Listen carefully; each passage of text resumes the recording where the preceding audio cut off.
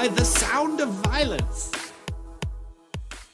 This comes from The Sound of Violence, a podcast about MMA podcasts that is getting so meta, right? I'm blown away by this. But he asks, what are some of your favorite podcasts? Also, what Brazilian booze or drinking customs are us Americans sleeping on? I like the segue there. Like very, very natural transition there from podcast to Brazilian booze. But let's start with my area of expertise, which is, of course, booze.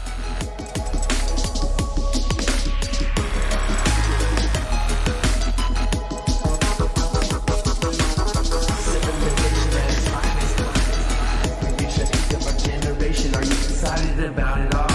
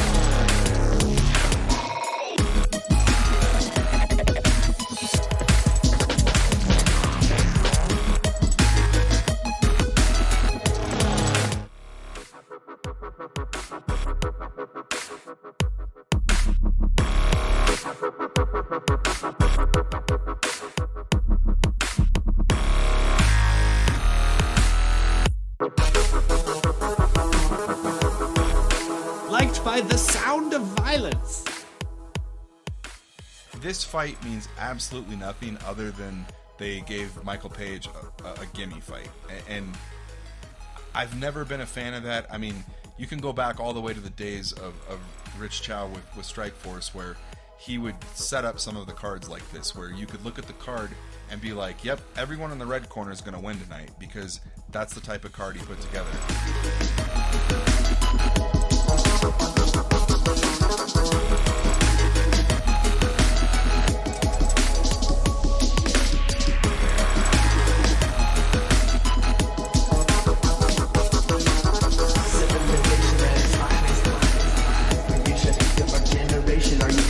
About it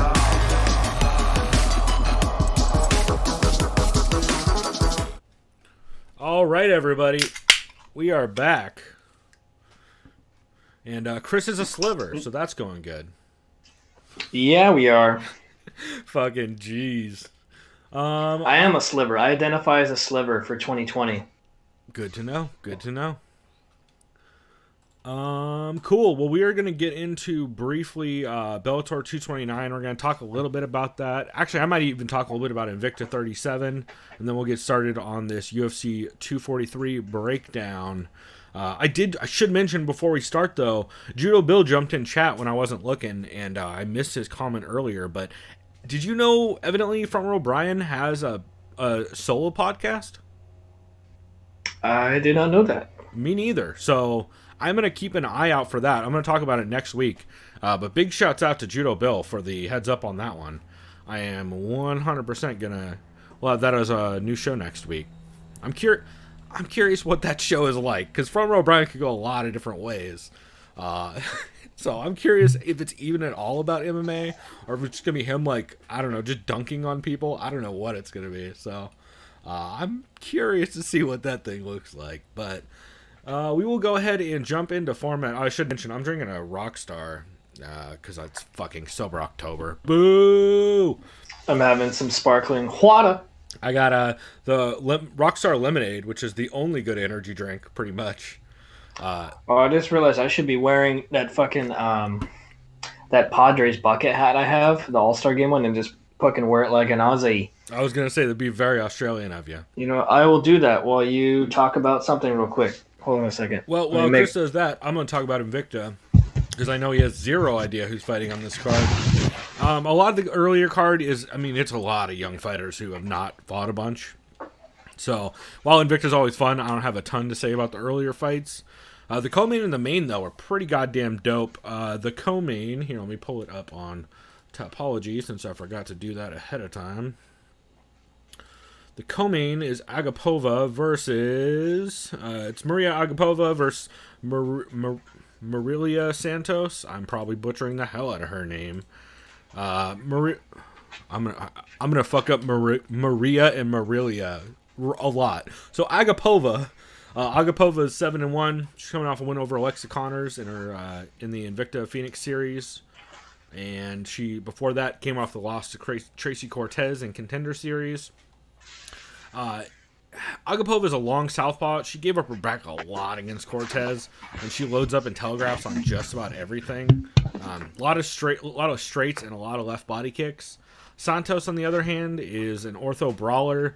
Has some super slick subs. I believe she's a black belt, unless I'm mixing her up with. No, I'm thinking about Brogan Walker-Sanchez. I'm not sure what belt Santos is, but she's 10-3. She's coming off the loss to Rhea in the Contender Series Brazil, and before that, some fights that it's hard to find a lot of footage on. She did fight Zhang Li back in the day in Kunlun, but lost in the second via KO TKO. I'm definitely, I don't know which way I'm leaning on this. Probably Santos, I guess. I don't know.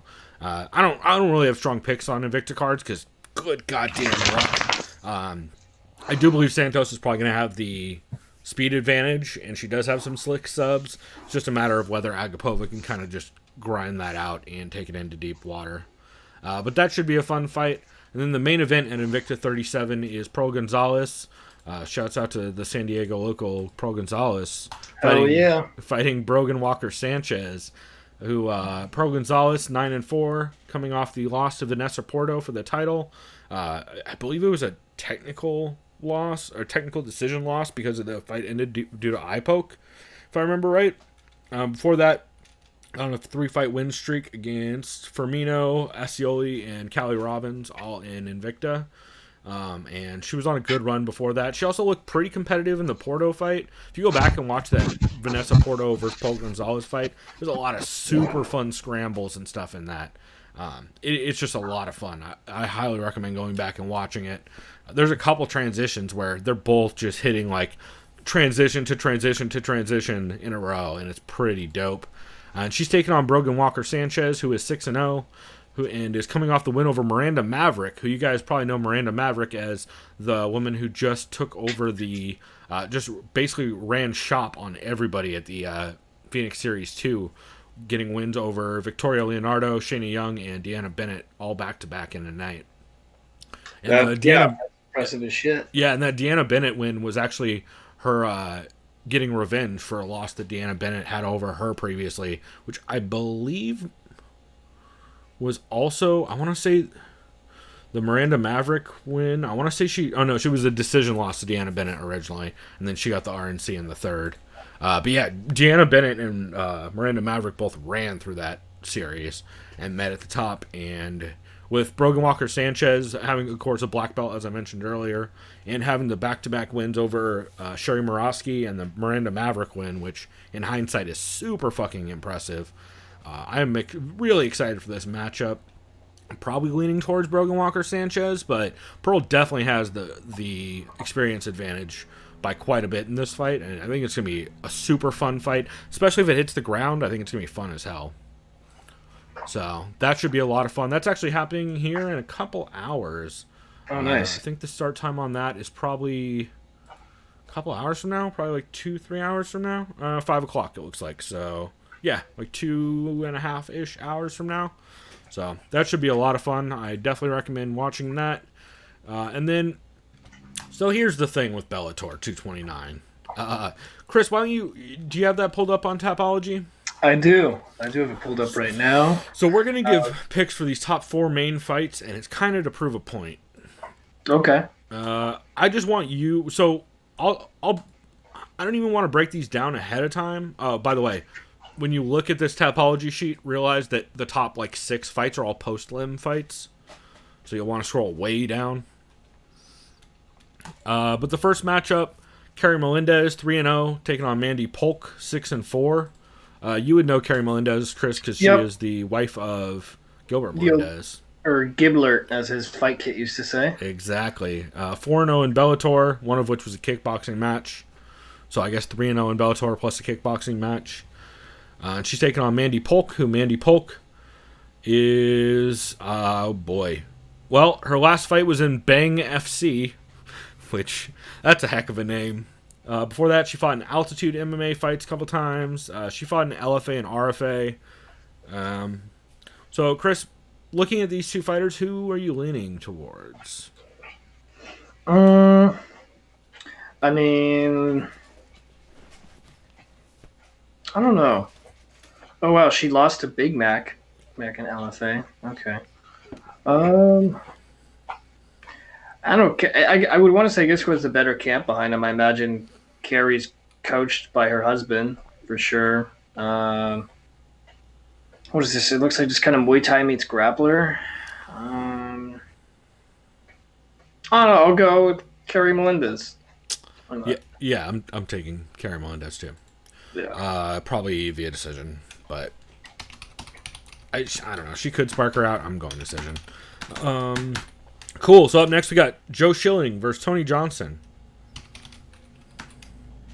Oh yeah, Joe Schilling, the kickboxer. That's right. Tony Johnson, some dude.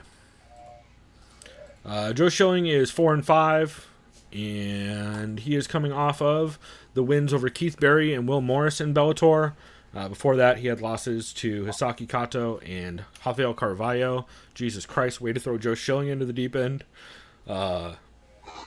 Man, that is wild. Did Joe Schilling fight? Damn, I didn't know Joe Schilling fought fucking Tony Ferguson way back in the day. That is really weird. Yeah, back in 2008. Holy shit. Yeah, exactly. So Joe Schilling is taking on Tony Johnson, who looks like he's dropping down from light heavy, from what I can tell. And he had a win in Contender Series over Alton Cunningham. Before that, he had a win in Bellator, a win in MCF, and a win in Dragon House 13 over names I don't recognize off the top of my head. Which way are you leaning on this one? I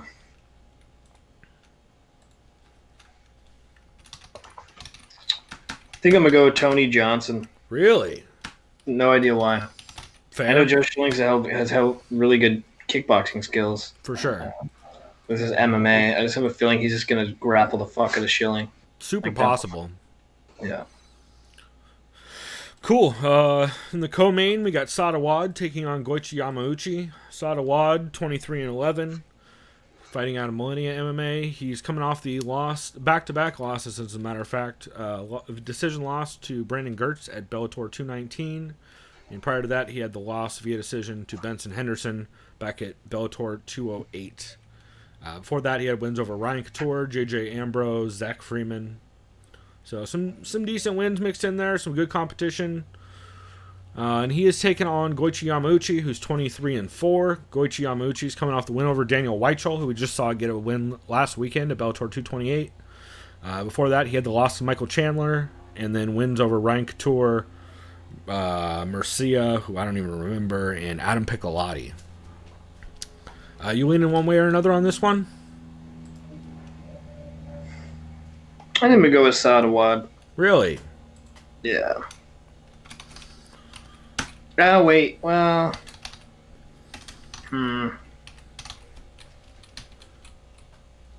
No, I lied. I'm gonna go with Goichi Yamauchi.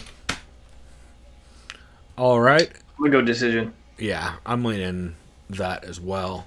I guess I do have methods on these also. I think I wrote those down. Nope, my notes just say Bellator Human Sacrifice Hour. Let's see. And then, let's see. In the main event, Andrei Koreshkov is taking on Lorenz Larkin. Andrei Koreshkov is 22-3.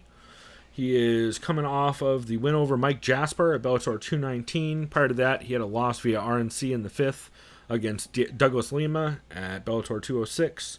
And wins over Vazo and Chidi Njokuani prior to that. Let's see. Actually, his only 2 losses since the loss to Ben Askren have been to Douglas Lima. And he is taking on Lorenz Larkin, the Monsoon, who is coming off of, or I guess Lorenz is 20-7, coming off the win over Jan Pascu, and before at Bellator 207, and before that he had the win over Fernando Gonzalez back at Bellator 193. And the last time he lost was to Paul Daly via that murder left hook back in 2017. Jesus, I can't believe that was back in 2017. Oh yeah, that's right. It's a long. It does not seem like that was that long ago.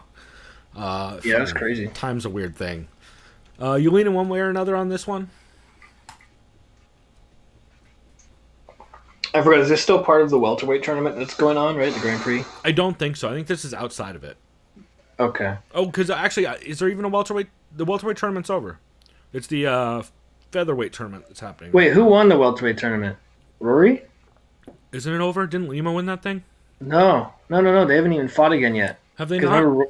no, Rory's hurt. He's been hurt for a while. Oh I think. yeah. Well, that's the only fight left, though, right? Yeah. Okay, Yes. that's coming up actually at the end of the month. Yeah. Sorry. Yeah. I remember. Yeah, because I remember Rory had like a draw or something with Fitch, and then he got hurt. I don't know what the fuck happened. Then. Yeah, Rory had a draw with Fitch, and then somehow moved forward in the tournament.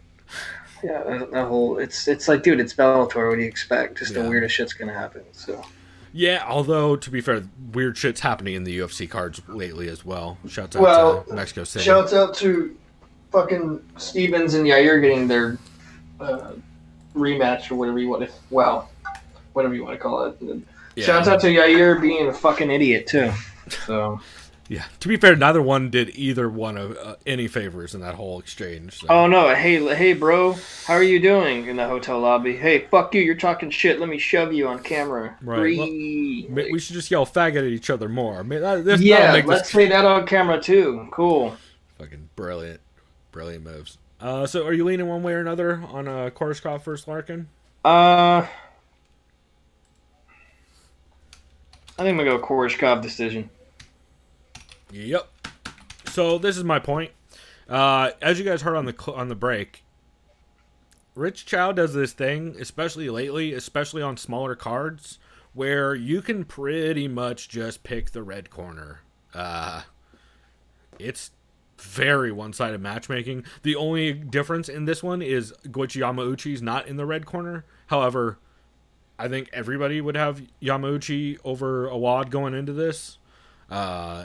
Tony Johnson over Joe Schilling is like, it could kind of go either way, but I believe that's probably. I don't know enough about Tony Johnson to have any kind of confidence in him getting a win over Joe Schilling in this.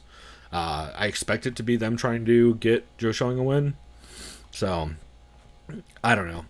Their matchmaking has been very questionable, and the problem I have is I should not be doing as well on Bellator cards as I have been. For example, on Bellator 228, I got every fight on the main card right, and you got every fight except for one on the main card right.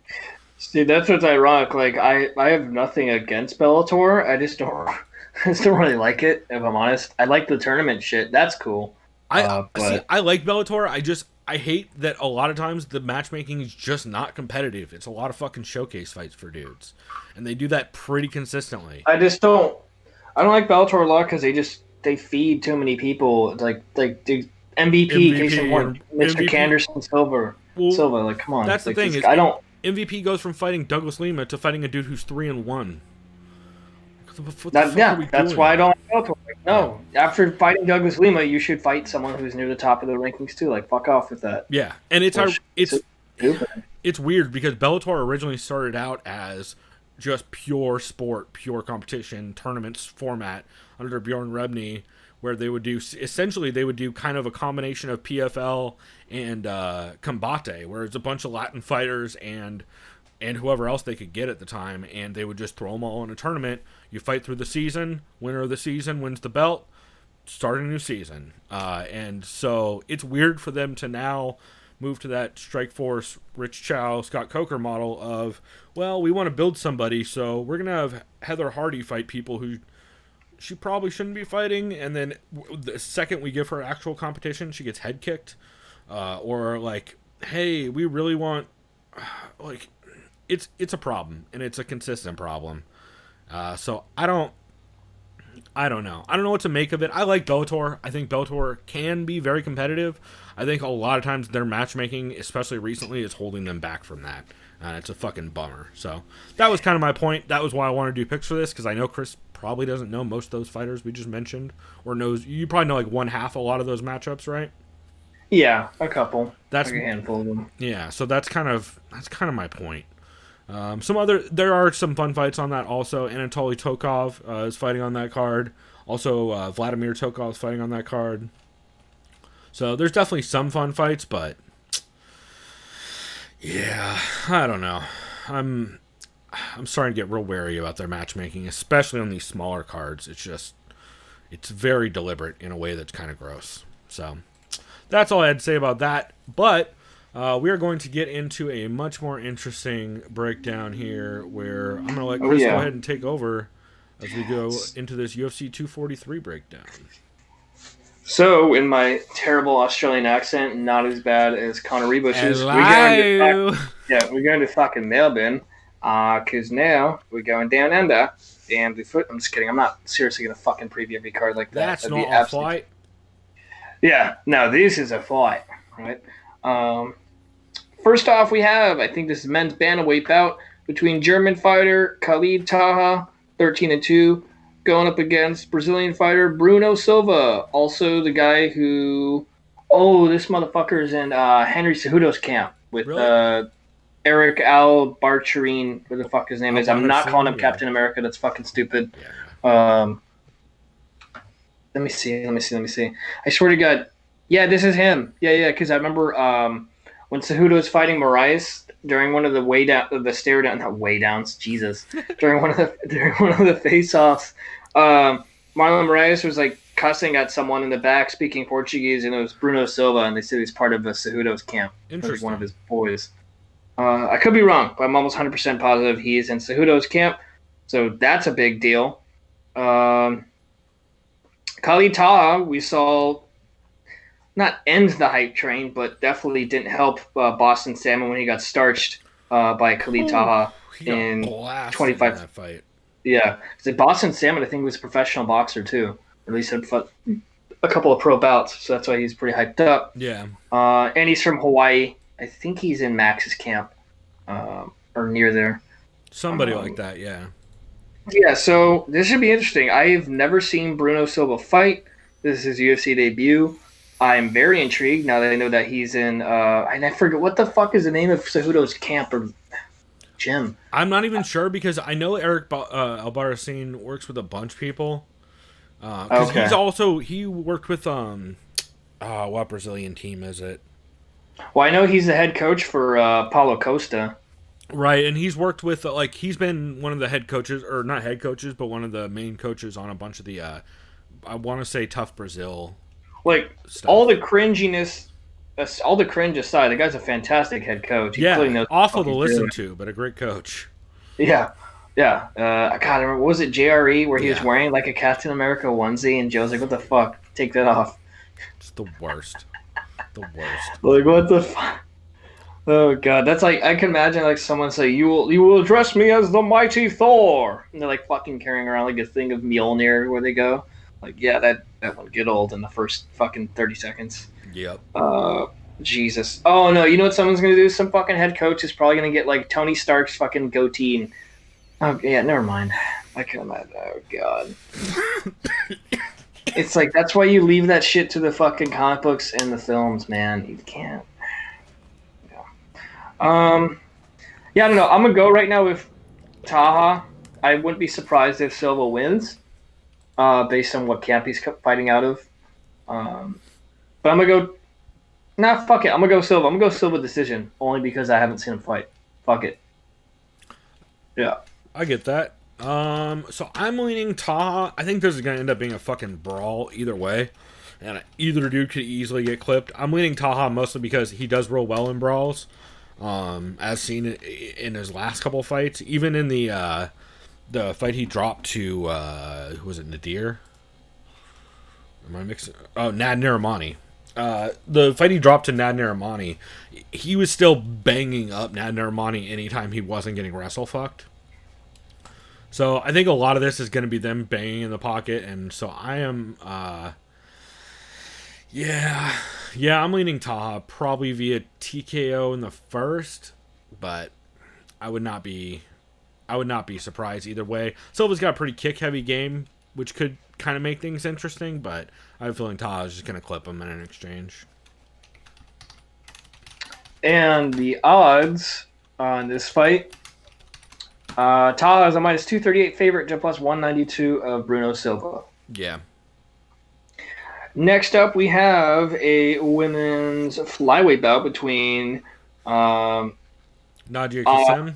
Nadia Kassem, Australian fighter Nadia Kassem, going up against Korean fighter Ji-yeon Kim, who is a woman that we've seen. And we also saw Nadia Kassem. I think it was her UFC debut last time around. Nope. She's had 2 fights. Yeah.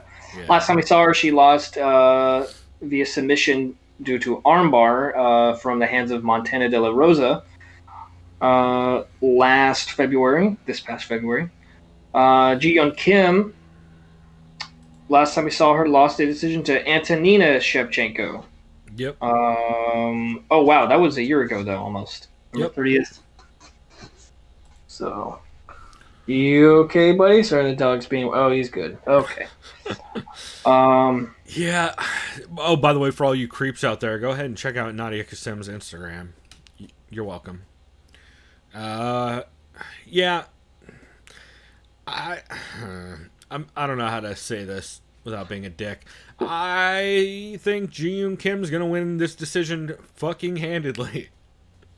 I mean, no, that's fine. Kassem's on this card because she's Australian and marketable.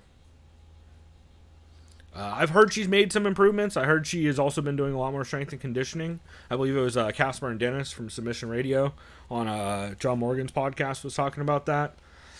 I don't necessarily think that conditioning or strength disadvantages are the problem Kassem's been having. Most notably, she just gets stuck in the clinch and has 0 takedown defense. Especially in that Alex Chambers fight.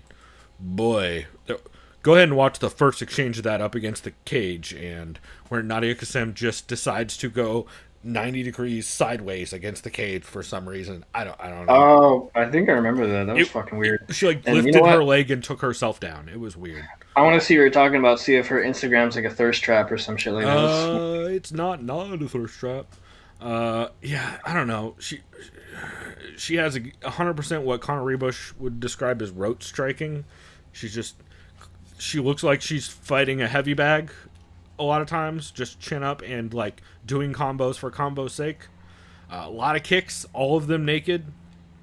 I just think Kim's gonna have a huge speed advantage, and I think she's probably gonna counter a lot of naked kicks with hooks and have way better head movement in exchanges, especially in the pocket. So I got Kim via decision. Yeah, I definitely see what you're talking about. This is hilarious. It's like, it just reminds me of, who is it? Elise Herrig? It's not quite that bad, but yeah, it's... Oh, yeah, no, hers is worse, yeah. Valerie Lareda is, yeah, I mean, it's not bad, but, you know. Like, closer to that, yeah. Yeah, I see. Very marketable, right, to be fair. Oh, I don't falter. I'd be doing the same fucking thing, if I'm honest, but... well, maybe not overexposed. I'd probably focus on like, hey, I can actually win fights, you know. And then also, here's this. That's crazy, talk, Chris. You know, you're like, oh, shots fired. Oh wait, what am I? Paige Van Zandt? Oh, that was just a straight up shot. To be fair, she's gonna make more than any of us ever will. So.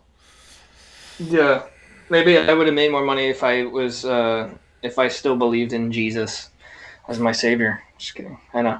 I'm like, wow, look at all this self-deprecating, degrading Can humor. you guys tell Ooh. Chris is a little salty this week, and I'm sober, which is not helping? Oh no, me just having fucking a just very dark sense of humor and just shots fired. It just helps me deal with internal issues. So it's all good. Right. Yeah. I'm not even gonna. Anyway, who you got in this fight between Kasem and Kim? Oh, I definitely have the Korean chick. Yeah. 100%. Yeah, no, she's gonna absolutely just fucking destroy Kasem. Yeah, do you got a method on that? She's gonna destroy her via brutal decision. All right. And if I was to take a shot at the odds on this, I gotta imagine Kim's at least a -200 favorite. Probably closer to 3. Almost. -175 to a +144. I guess I get that, but like, Guess, yeah. I don't know. Take that as you will. Oh shit, I gotta start hurrying this up. I got work soon. Oh, Okay. yeah, huh? Speaking of very marketable but also very good personality, Megan Anderson is fighting against Zara Fairn dos Santos. I don't know. Sure. Zara, sure. Megan Anderson, last time we saw her, she lost via rear naked choke to Felicia Spencer. No shame in that, though, because Felicia Spencer is a very durable and badass motherfucker. Also, it's a very good back take game. Yeah, very good grappler. Before that, she didn't really defeat Kat Zingano, but her toenail did. Her toenail retired Kat Zingano, I think. Yeah. I don't know what hold on a second. Let me let this dog out real quick. I'm getting anxiety. Hold on. And then before that, she had the loss to Holly Holm via decision, where Holly Holm wrestled the shit out of her. She's taking on Zara Fairn dos Santos, who, man, dos Santos, I don't know what to make of dos Santos. Dos Santos is, to be fair, very tall. She's very tall. She's a long kickboxer. She's got that going for her. Her competition is Bowie. Well, I guess, to be fair, she did fight Sinead Kavanaugh over in Bama back in the day. But that's Roll Tide. about it. The wrong Bama. I know. It's like fucking. Yeah. I don't know. The win over Isabella Badurek. Go ahead and go watch that fight. And Okay. that says a lot about, I feel like, the level of competition that she's been facing, especially recently. I imagine this is a huge gimme for Megan Anderson to get a win. Yeah, has to be. Yeah. Or as Connor Rebush and Zane Simon pointed out this week, if you're gonna have the middle vowel in your name be a hard vowel, then you have to do all of them. So it's actually Megan Anderson. That's fucking great. Which is fucking horrible, but definitely cracked me up this week. So, yeah, I'm taking Megan via TKO first because that's how this fight is booked. Yeah, I will also take Megan Canderson via the win. Just kidding. Well, I don't know. Maybe she is a Canderson. Who knows? We'll find out. To be fair, she's had a weird level of competition. Not. I'm kidding. She's actually totally not. She had a lot of good wins in Invicta. Yeah. That was just a joke. Yeah. There's no, and he doesn't fight in the UFC, nor will he probably ever will. So let's see. Did you have a method on that? Even though there are, I got that decision. Decision, okay. Ooh, these odds are interesting. Megan's got to be a big favorite. I mean, they're expected, but they're still kind of minus 526 to a plus 394. Yeah. Yeah. Some Rich Chow matchmaking right there. Yeah.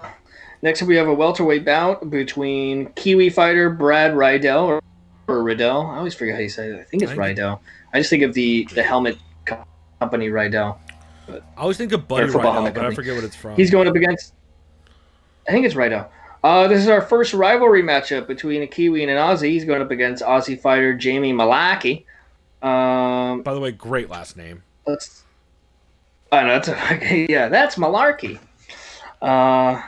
Brad Riddell has a record of 6-1. The last time we saw him, he won a decision, and I need to zoom in on this so I don't say this promotion wrong, but it sounds hilarious.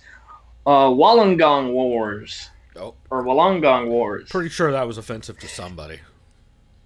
I'm sure. Fucking Wollongong Wars, mate. And Mr. Malaki is coming from... He retired someone. Great. He beat him so bad they retired. Super Fight MMA promotion. Not what that means.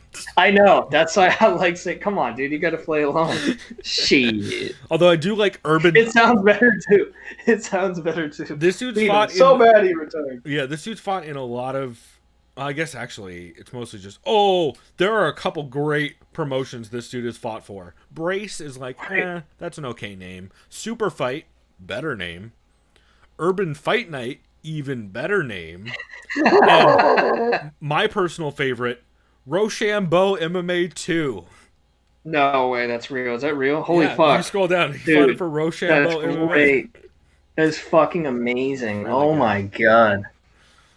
Holy shit. Oh, that's great. Yeah, this is both of their debut. Do you have a feel on this one, just looking at their records? I'm going to go with Mr. Rydell because he's in the same camp, City Kickboxing, as Israel Adesanya and Dan Hooker. Yeah. So I am definitely going Brad Rydell. Well, Andy's training out of Tiger Muay Thai, which is where Volkanovski trains. Yep. So yeah, if you're training out of City Kickboxing and Tiger Muay Thai, and you're on the same card as Izzy and Dan Hooker, I'm gonna go ahead and think this is a favorable matchup. Also, I believe Rydell back in the day fought John Wayne Parr in kickboxing as well. Ooh, So okay. dude definitely has an extensive kickboxing history, and unless he just gets grappled super fucking bad in this fight, which I don't think is going to happen, because from what I understand, Malarkey is mostly a kickboxer as well. Yeah, I'm definitely leaning Rydell via probably decision, but possibly late TKO, but I'm going decision. And I have Rydell decision. The odds on this, Rydell is a minus 175 to a plus 144 of Jamie Malarkey. Next up, we have... Oh, I just realized Rydell has only ever been to one decision in his entire career. So we'll Okay, see so I'm changing that to TKO then. I don't give a fuck. not bad. You got a round on that? Round 2, usually when that happens. Cool. Next up, we have Australian fighter Callan Potter, the rock star. I believe it's pronounced Callan Porter. Hey, fucking Callan Potter. The hat. It's the hat that's making you do it, I swear. Yeah, right. I just need a big fucking Bowie knife. That's I'm gonna right. start eating like a piece of like fucking raw steak off of it. But then I don't want to get fucking what is it, salmonella, some shit like that, right? Raw meat. I like how every time I reference any kind of visual reference, your screen goes just to a sliver to ruin my reference. God damn it! It ruins what I'm trying to do too, because you probably just see me going like this or like fucking like way over here. You see like either a nose or one eye. Next thing I'm doing, I'm just gonna zoom in on the camera with my eye, so you still think it's a sliver, and then when it goes full screen, you're just very confused. There you go. He's going up against American fighter Maki Pitolo, aka Coconut Bombs. That's pretty neat. That's a good name.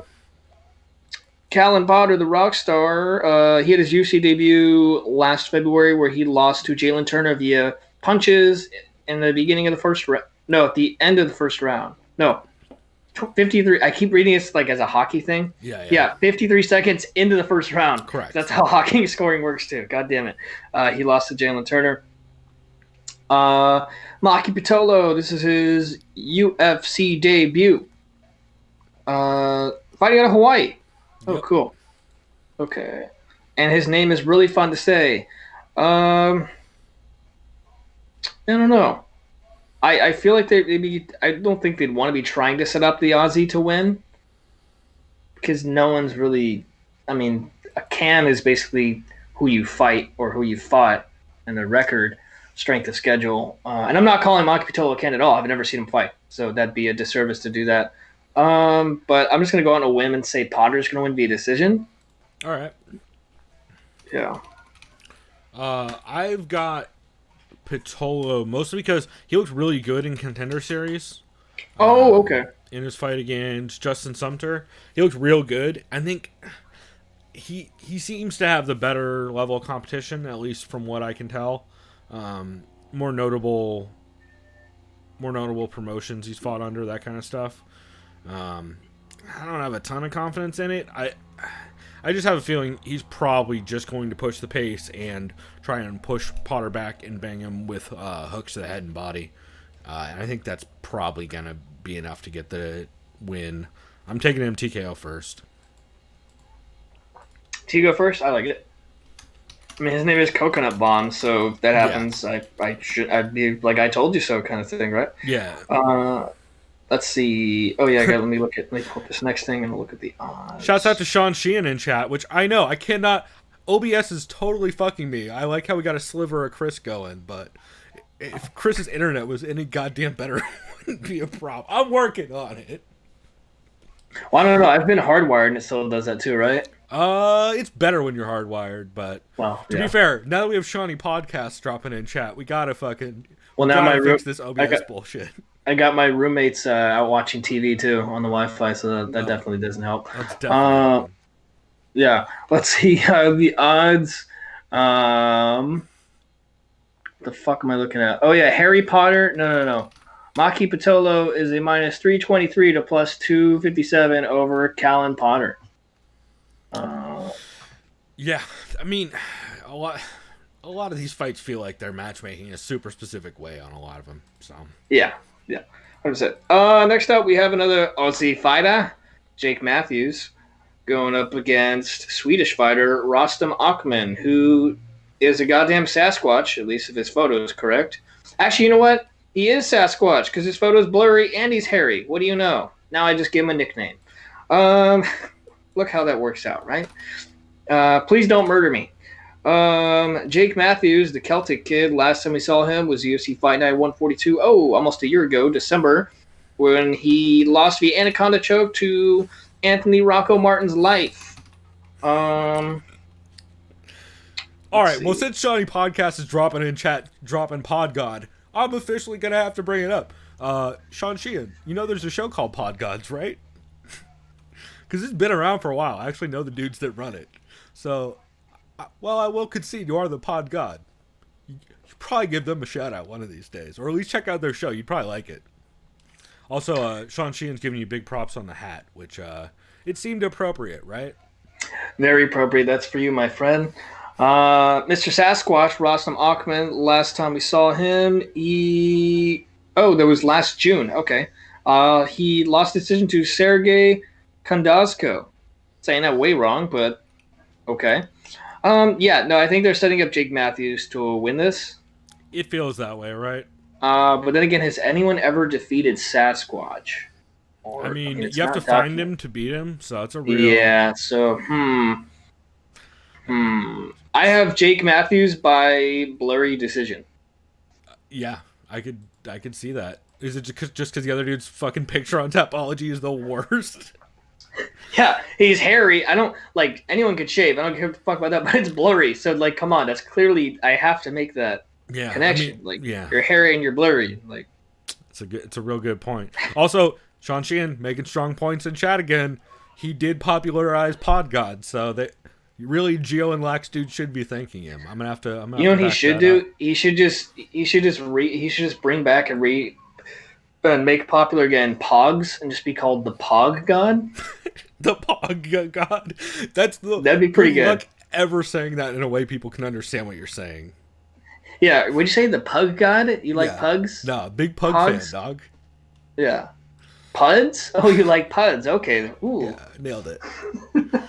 So, yeah, we both got Matthews by decision in that, right? Yeah, blurry decision for Mr. fucking Jake Matthews.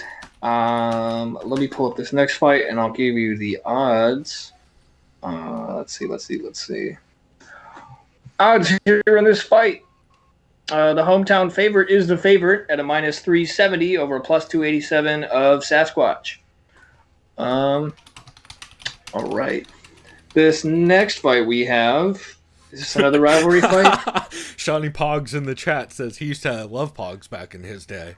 Yeah. To be fair, I did have a pretty sweet Power Rangers slammer that I wish I still had around. I fucks with that thing. You know, it's funny. I think, you're what, 2 years older than me, so I had like the end of when Pogs, I guess, were still dying out. I don't know, but I had a couple of them. But I remember this regular at my work. I didn't know it existed. You can get a fucking vintage O.J. Simpson slammer. And it's literally like an engraved metal. It's one of the greatest things I've ever seen of That's OJ ridiculous. like this behind bars, and it says like, "Did I do it?" Or I don't know who made it, but it looks fucking hilarious. The 90s were real weird. Yeah.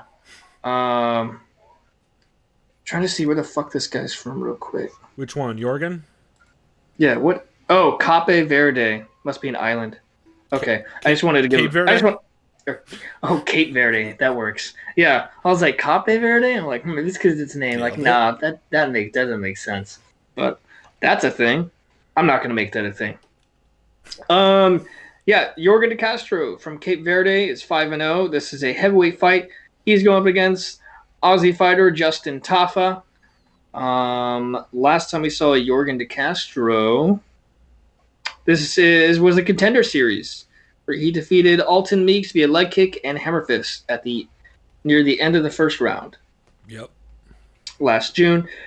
Justin Tafa, last time we saw him, he was fighting in a promotion called XFC, where he defeated his opponent via KO TKO in the beginning of the second round. It's a heavyweight fight.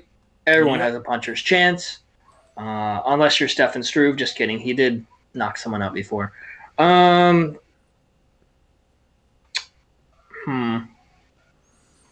just going to go with Jorgen De Castro because he has a win on Contender Series. I mean, it's kind of the easy way out. He has wins in CES too, which is a pretty respectable organization. Although, to be fair, his first 2 wins in CES were against dudes with a combined 0-4 record. So make of that what you will, especially at heavyweight. Man, I don't know. They're both going to walk in there and throw giant overhands at each other until somebody falls down. I'm going to go ahead and go with the guy who trains with all the people who throw giant overhands. Since I believe Taha trains with Mark Hunt and all them. So okay, that checks out. Yeah, so I'm going to go Taha via TKO in the first, but it could easily go the exact opposite direction. Or Tafa? Tafa. I think you're right, Tafa. To be fair, there's Khalid Taha is fighting on this card. 100%. You could easily flip a pog to determine this one, but yeah, I'm going. Yeah. I guess Tafa via TKO. Let's see the odds on here. Justin Tafa is a -125 favorite over a +104 of Jorgen De Castro. Yeah, it's heavyweight. This next fight we have is at welterweight between Kiwi fighter Luke Jumo going up against American-Brazilian fighter or Brazilian-American fighter, whatever you want to call him, Diego Lima. Let's see. Last time we saw Luke Jumo. It's been a bit, right? Oh, wow. Okay. He was on Romero versus Rockhold, which was February 2018. Wow. Okay. Yeah, it has been a while. He was supposed to fight Jeff Neal. Decision. Yeah, he had a unanimous decision victory over Daichi Abe. Diego Lima, last time we saw him, had a split decision win over Court McGee. He is on a current 2-fight. Is it a streak before 3 wins? Does 3 fights in a row make a streak? I can't remember how that works. Anyway, he's won 2 fights in a row. Yeah. He actually looked great in both of them. Yeah, I was impressed because I'm not gonna lie. I think I picked against him in both of those fights. I'm pretty sure. So I'm happy to see that he's back on the winning trail again. Yeah, I definitely did. And I think that's why I'm gonna pick him in this one too, the decision, just because Jumo's been out for a while. Yep. I know Jumo at one point I think was like a highly touted prospect. I think. He definitely looked good against Daichi Abe from what I remember, and he had the win over Dominic Steele. Again, it's been so long that it's hard to know what he's going to look like coming back. I also never quite know what to make of Diego Lima. That's a good point too. I like Diego Lima a lot. He seems like one of the nicest dudes on the planet. I just never know what Diego Lima is going to show up, and he's one of those guys who I always pick the opposite of what happens in his fights. It feels like so. Yeah, I'm leaning Lima via decision, but I got no real confidence in that pick at all. Let's see. Oh, yeah, let me give you the odds. Fuck was this at? Oh yeah. Diego Lima is a -141 favorite to a +117 of Luke Jumo. Next Yeah. up, we have another heavyweight fight, which should be a banger. I We mean, got for as long as it Tai lasts. Bam Bam Tuivasa, record of 10 wins, 2 losses, going up against, I believe that is a Ukrainian fighter, Sergey Spivak, the polar bear. 9 wins, 1 loss. Last time we saw Tai, I mean, he's lost his last 2 fights. Last fight, though, was it was entertaining for the most part. It was a banger. A lot of good inside dirty boxing in the clinch against Blagoy Ivanov, which was this past June. Before that, he had lost to Junior Dos Santos. That was a fight I thought where they were kind of trying to put him up in the ranks a little too fast. It's all good. Dude's still young, I believe. I think he's like, 26? Or maybe younger than that. 20, yeah, 26, something like that. Yeah. Sergey Spivak, this is not his UFC debut. Last time we saw him, he got knocked fuck out by Walt Harris. He got melted by Walt Harris in the first. Yeah, I'm going to lean Tai on this one. Yep. I think he's more explosive. Yep. But then again, I barely remember seeing Spivak's just bouts. Yeah. There no wasn't a lot to disrespect see him, in his UFC debut, and then if your last win is in the year 2018, a win over Tony Lopez, boy, yeah, 100% Tai. I mean, again, some interesting matchmaking happening on this card, but yeah, Tai Tuivasa KO first round all fucking day. I have this. I'm on that same page as you, brother. Let's see. Tuivasa is a minus 400 to a plus 303 of Sergey Spivak. Yeah. The real question is, yeah. What's the over-under on how long it takes Tai Tuivasa to do a shoey from the second they call off the fight? Because I think it's probably like Cowboy Cerrone be 4 there? minutes. Oh, that's a good question. Maybe Aljamain Sterling will be in the crowd and do one with him. Who else? Wait, who else is going to be there? I'm trying to think. Do you think they're going to fly out Jared Cannonier after his impressive win last week? Probably not, because it's a pretty quick turnaround, and that's a long flight. Yeah. Oh, by the way, shouts out to me not getting 3rd place. Oh, in the Magwar League? Yeah, Cannonier got me 0 points, evidently. I think it would have added up to 25, but whatever. I'm not salty about it. It's over. Yeah, so. You don't sound salty at all. I know. No, I was just bummed, you know. Yeah. I still need to chase. I mean, come on. It's like, dude, you get points for it. I don't know. Whatever. I was just kind of hyped. Like, I knew I wasn't going to win the league. Like, I could be extra. If it was like one of those where I was like 10 points behind, then yeah, I'd be pretty mad. You know, and then they say, oh, you didn't win. But I just wanted the points. Good news is you beat me either way, so. Yeah, but you were auto-picked, so. That's a good point. Oh, yeah. Oh, man. To be fair, I auto-picked fucking McGregor, so there's that. Yeah. Probably not great chance that he was going to fight during that time frame. Yeah, did you see the new thing on him today? Not surprising. Yeah. I mean, that was always going to happen, though. Because that was just news. There was always going to be a court case on that. He'll get a fine and a slap on the wrist. That's not the court case people should be concerned about. I know. Yeah, I just asked Eugene S. Robinson. Exactly. This brings us to the co-main event of the evening, a lightweight bout with some big ramifications for either fighter. We got American fighter Raging Al Iaquinta, also known as probably the best real estate agent you could find, just notwithstanding the MMA scene alone. In Long Island, you could find it there. Going up against Kiwi fighter Dan the Hangman Hooker. Last time we saw Al Iaquinta, he lost a unanimous decision to Donald Cerrone. It just showed how fucking tough Al Iaquinta is. That dude's chin is something else. Yeah. Dan Hooker, last time we saw him, made James Vick go up to welterweight, finally. Like, should have been like 2 years ago. Yep.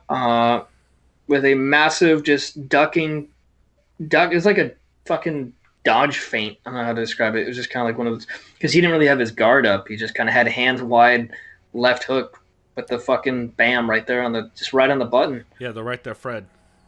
The left hook Larry, whatever you want to call her. They're right there. Fred, shut off the hard drive. Fucking Billy Freckles. Or is that one guy? Who is it? I think Mauro Ranallo said, put him into airplane mode. I think in fucking kickboxing. It might have been Bellator kickboxing. That checks out. But I don't know. Yeah. And that makes sense, too. Airplane mode's never fun. I don't know. This one's This one's interesting.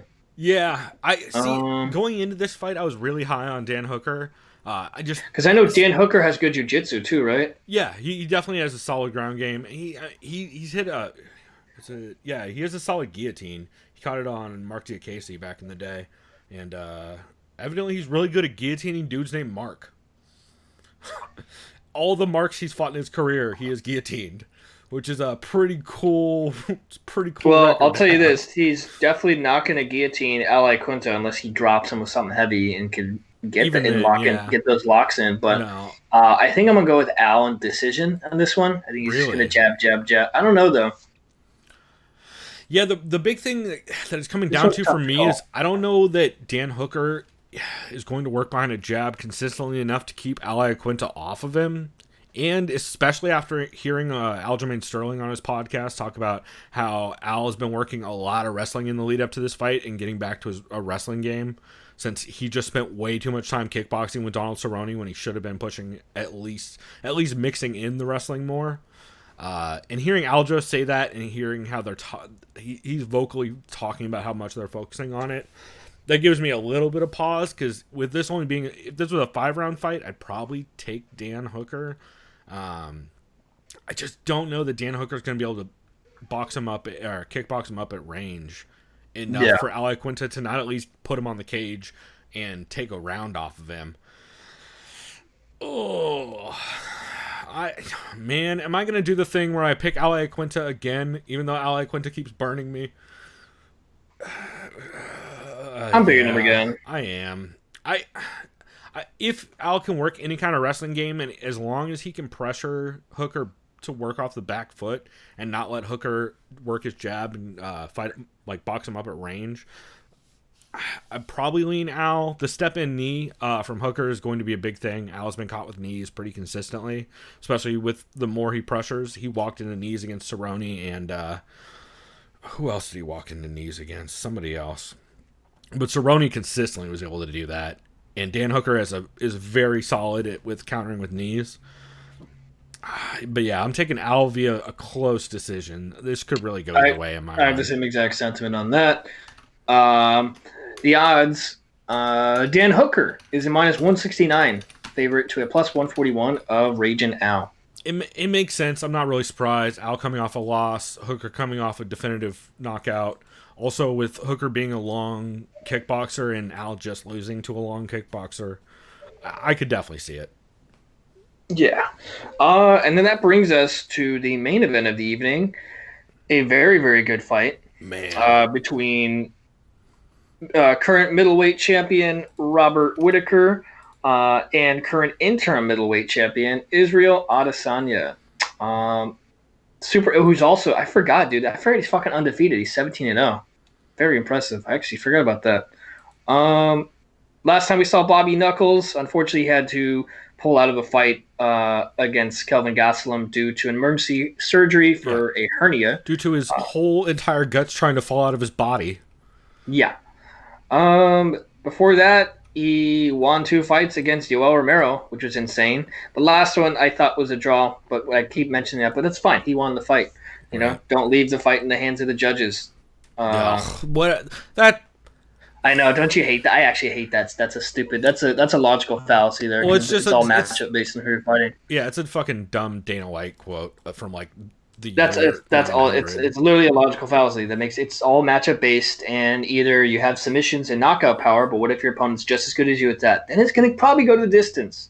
So there you go. Also, we could just have quality judges, and that wouldn't be a problem. But there you go. That's crazy talk. Israel Adesanya. This dude's been an absolute tear. He's been fighting very consistently. He's very active. Last time we saw him, I think it's fight of the year so far. Unless this fight is better than it. Last time we saw him, he defeated Kelvin Gastelum via unanimous decision.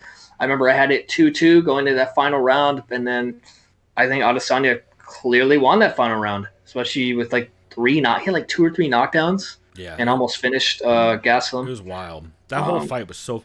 When he almost hit that triangle, I lost my goddamn mind. Yeah, that was interesting. What's even crazier is when you look at it, Robert Whittaker has fought once during Israel's entire UFC career. That's pretty crazy. That's ridiculous. So, I'll say straight up, I think Robert Whittaker is winning this fight. Mostly because the first real pressure fighter that Izzy fought was Kelvin Gastelum, who's Yep. even still quite a bit shorter than Robert Whittaker and not nearly as big. And Whittaker's even bigger for this fight, for this camp. Yeah, he's Whittaker's looking also real big. he's also a much better boxer and has better hip movement than Gastelum does, who literally has to duck, feint, and kind of charge in with like an overhand. And that's what Izzy, who's a very, very good counter striker and very good kickboxer, was able to just kind of do that kind of dip and snipe with his right cross. Yep. I don't see him being able to do that against Whittaker. I think if Whittaker does feel danger, he's going to go with the takedowns.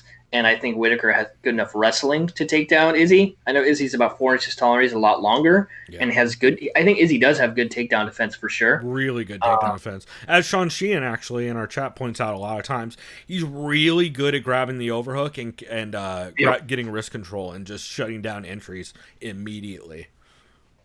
Either way, I think this becomes more of a boxing match in stand-up or kickboxing at distance for Izzy, and I just don't see him overcoming Whittaker. Whittaker's crazy pressure and pace with the boxing and the front kicks. And I actually have Whittaker via knockout, TKO. And I think I'm going round 3. So I'm actually feeling very similar about this. Oh man, I don't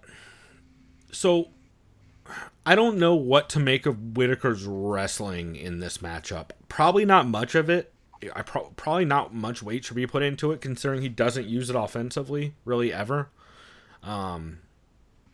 However, dude is a very good wrestler. He competed in the I can never remember the name. It's like the Australian Commonwealth Games or something. Thank you. Yes. Yeah. And yeah, he's done very well in grappling competitions as of late. I know he's been working a lot on that when he wasn't recovering from injury. I don't know what to make of. I think Whittaker has to try and mix in takedowns throughout this fight. I just don't know if he can do that safely enough to not either gas himself, which, to be fair, he never really slows down. Even when he does slow down, he's one of those dudes like Bisping where even when they're looking tired, they're still pushing a weird, crazy pace. Yeah. And Izzy has shown over and over again that even when he slows down, he's still able to pot shot and find his openings pretty consistently. Also, if he starts consistently, if Whittaker starts to get desperate and really trying to push on those takedown attempts, Izzy is number 1 very good at countering off stuff like that, and number 2, if he's just consistently stuffing it, that's going to make for a long fucking night. However, I just have a feeling that Whittaker's going to push him backwards with volume and just kind of do kind of a similar thing to what guys have been doing to Anderson Silva, where it's a combination of feints and long combos to just push guys back against the cage. And then if he does get Israel circling against the cage, I think number 1, it's just going to look good for judges. And number 2, Whittaker's very good at working behind just a long jab and a right. Makes me nervous that he lunges in a lot. Every once in a while, he'll be very technical, and then all of a sudden just run in with giant hooks and scare the shit out of me. But yeah, I've got Whittaker in this as well. I would not be surprised if Israel took it. I think I've got Whittaker. I've been going back and forth on TKO or sub. I think it's gonna be That would late. be interesting. Yeah. The other thing I wonder is because I think at some point Whittaker does end up on top, probably late, and also the 4th round was the one Gastelum had success in, right? If I remember right. Yes. I think that was his biggest round. Yeah. I think I'm gonna take Whittaker in the 4th. I think I'm gonna take him via TKO. I just think his pace is a trouble for most fucking people who aren't Yoel Romero, and even then, it was trouble for Yoel Romero. Man. Also, I'm curious to see how much of the, especially the oblique kicks and the front kicks to the knee that Whittaker likes to throw, that he picked up off the Yoel fights. We're going to see that a lot. And we haven't really seen Israel deal with that a whole ton. Also, who was it this week that brought this up? Shit, I can't remember which podcast it was. Jack Slack, maybe? I think it was Jack Slack. I want to say it was him, where Whittaker does a lot of cross-checking, where he's checking kicks with the back leg, especially, and which is really good at defending against body kicks. And since that's a strike that Israel throws a lot, and checking that with the back leg could kind of not only shut down Israel's game, but allow Whittaker to follow him after his kicks with long combos. Yeah, so I gotta lean Whittaker, but man, I am by far the fight I'm most excited about this year. It's not even close. Oh, this is fantastic. I think I'll try it. I might have to miss the fight, but I'll figure something out. Either way. You working? Yeah. Yeah. Yeah. Well, it should be a fun one either goddamn way, and I am bummed I am sober for it. I'll say that much. Well, you could soberly enjoy it. Yeah.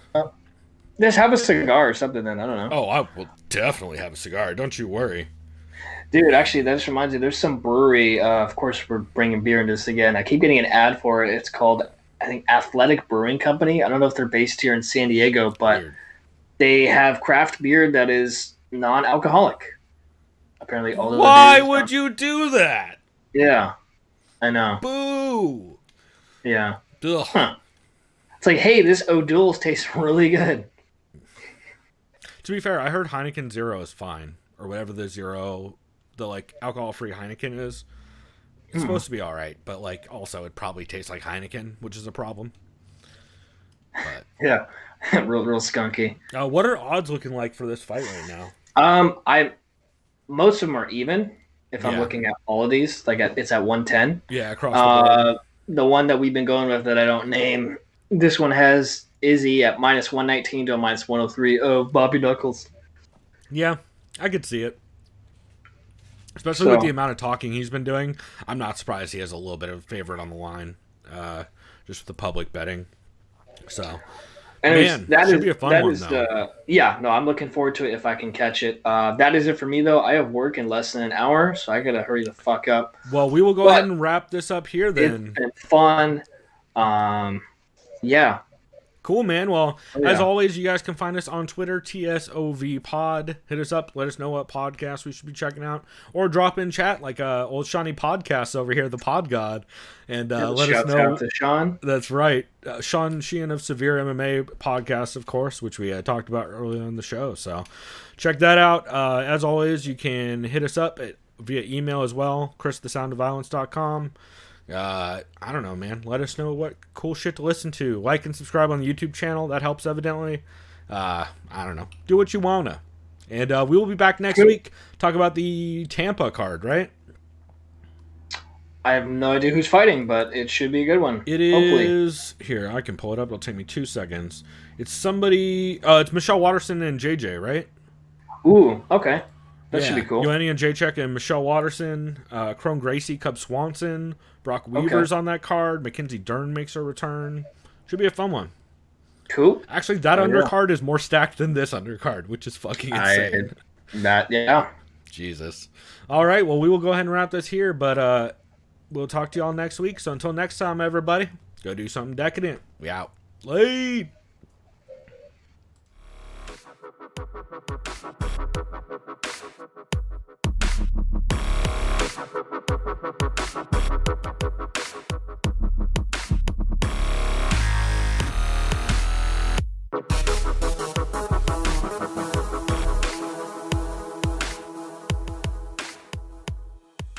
Manager is a fucking snitch, terrorist, rat. And that's it. I could go into heavy detail. And I will go into heavy detail.